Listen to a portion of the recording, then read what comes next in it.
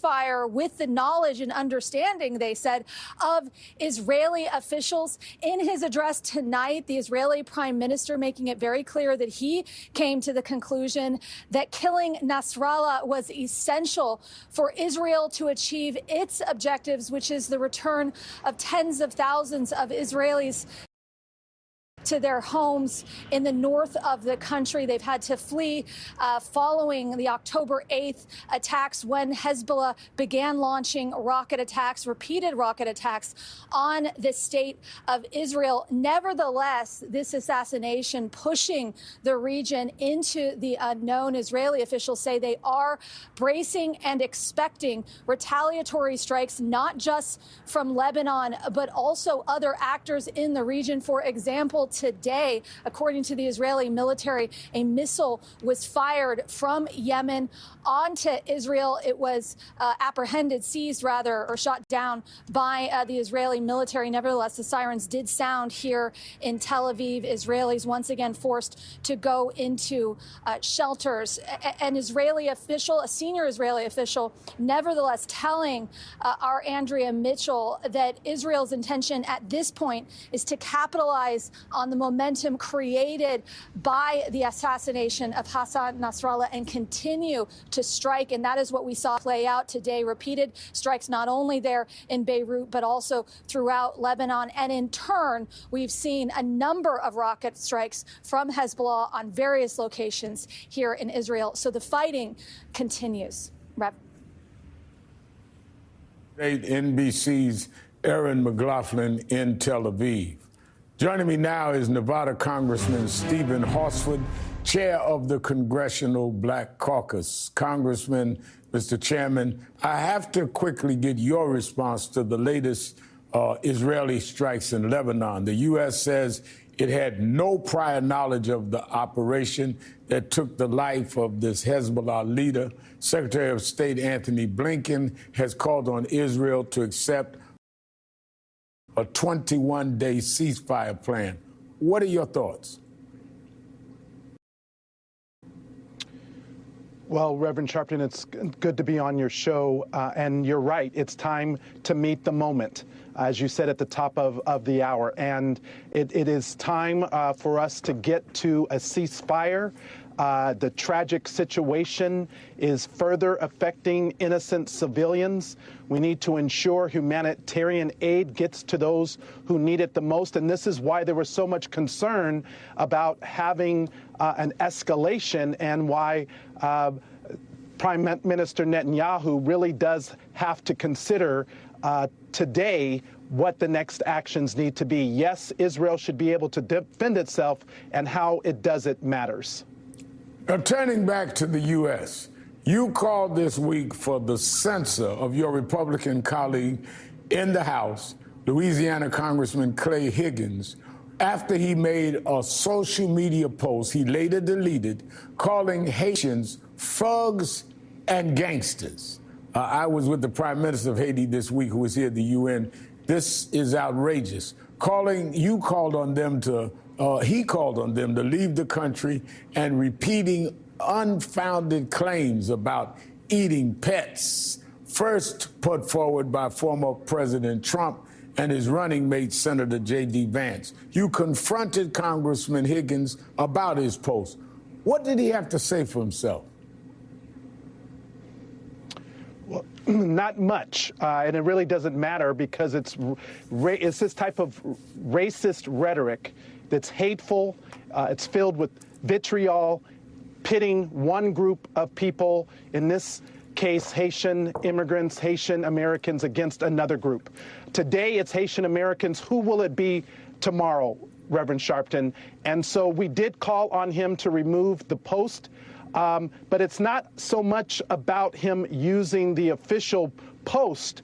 It's the underlying white supremacy ideology that Clay Higgins and former President Donald Trump and Senator J.D. Vance continue to perpetuate.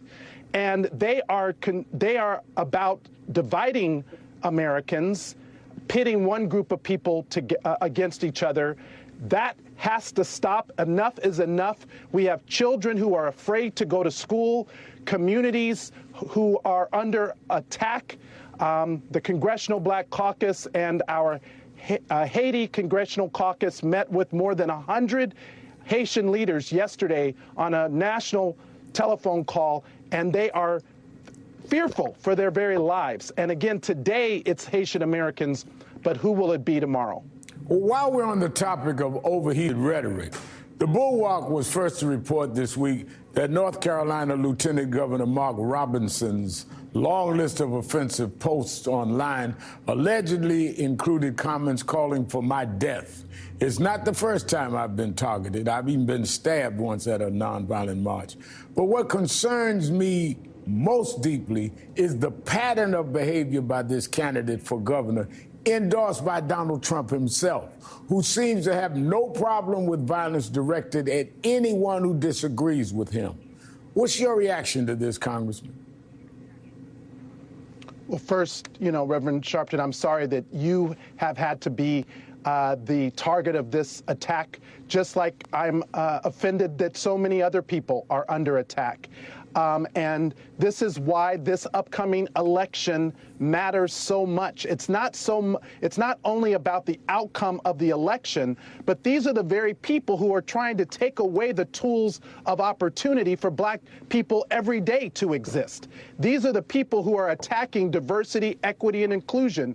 They're attacking a woman's freedom to make her own health care decisions. They're attacking the ability for us to have access to capital so that we can start and grow our businesses. So not only is it a physical assault, it is an assault on our very being as Black people and our ability to have economic opportunity. We have to turn the page from these racist ideologues who are pitting each other against each other, pitting Americans against each other, and we need to support Kamala Harris, Tim Walz, and Democrats who are working to move us forward, not backwards. Finally, I was in Philadelphia, Pennsylvania yesterday in my capacity as head of the National Action Network, was joined by members of the exonerated Central Park Five, reaching out to young people and encouraging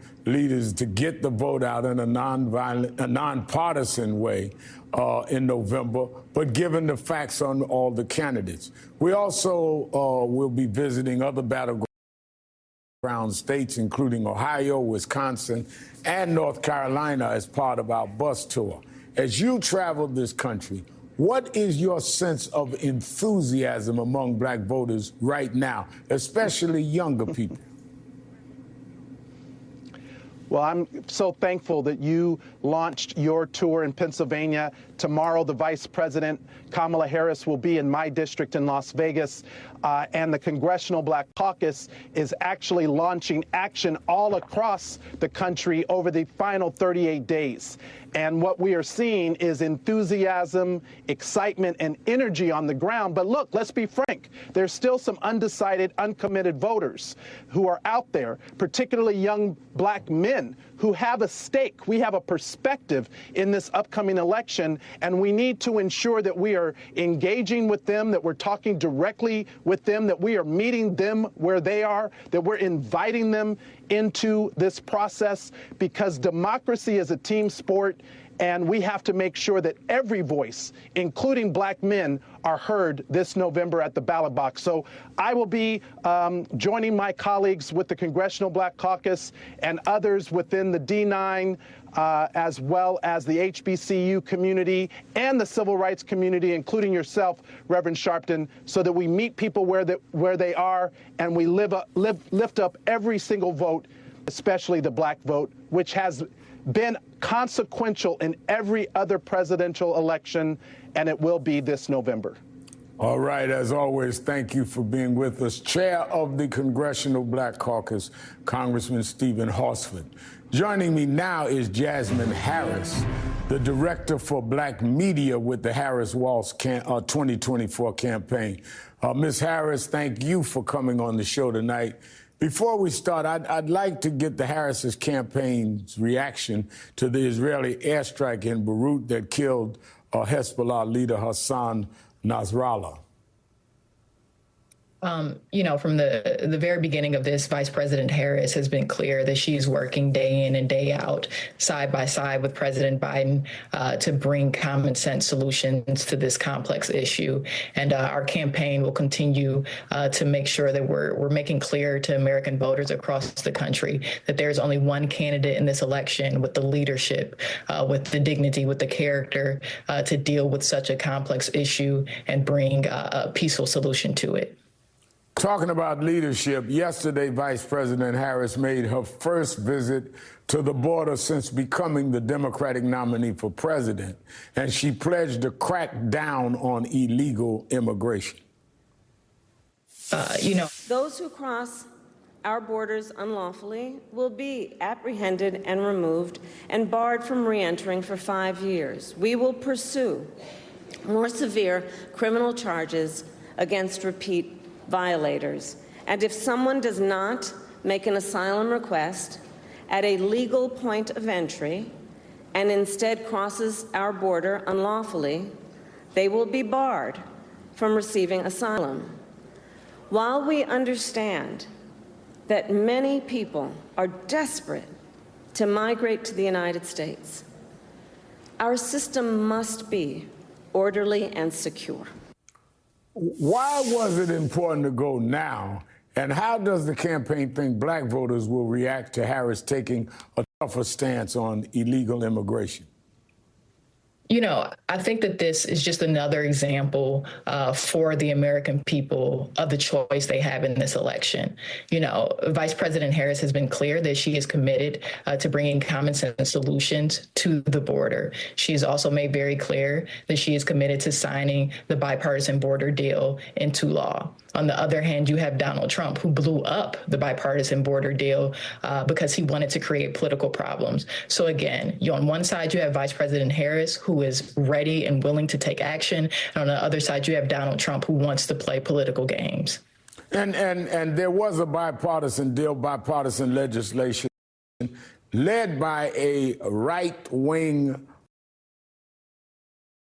member of the Congress, and they had the votes. And then Donald Trump made calls saying it would hurt his running for another office or another term in office of president. Let me go to this issue. This week, Vice President Harris delivered a major economic speech in Philadelphia where she pledged to take on corporate price gouging and lowering the cost of living for struggling Americans. How can her vision for the economy also help to boost black communities? An opportunity economy is one that prioritizes black Americans. When you look at holding corporations accountable who are rising the cost of everyday goods that hardworking folks need to buy on a daily basis, when you look at providing support to those that want to buy homes for the first time, when you look at getting rid of medical debt, right?